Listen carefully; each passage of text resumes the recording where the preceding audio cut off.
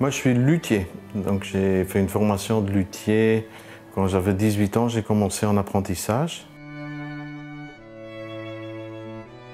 On est quand même une maison de lutherie, comme on appelle, assez importante.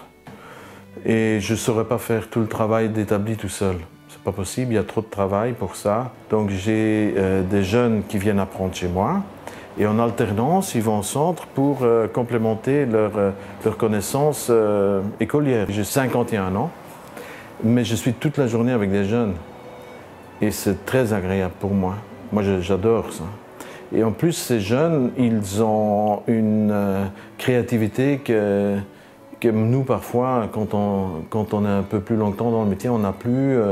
Et ça rallume un peu le feu. C'est très dur de se lancer direct après l'école, puisqu'il faut vraiment beaucoup d'expérience pour devenir un luthier. Normalement, c'est M. Strick qui me donne le travail, qui me dit ce qu'il veut bien que je fasse sur l'instrument. Et après, quand je me lance dessus, c'est aussi beaucoup mon collègue Baptiste qui me donne des conseils comment il faut faire pour bien terminer le travail.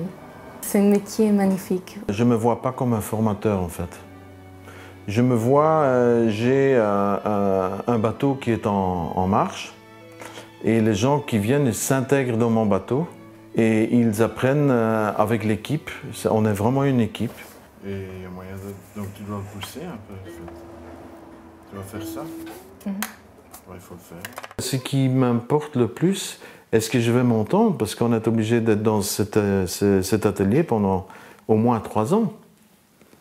Donc c'est surtout le caractère au début que je juge.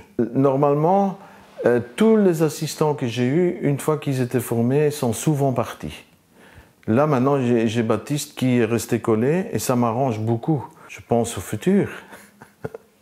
Donc est-ce qu'il va peut-être reprendre ici plus tard? Il y a cette possibilité.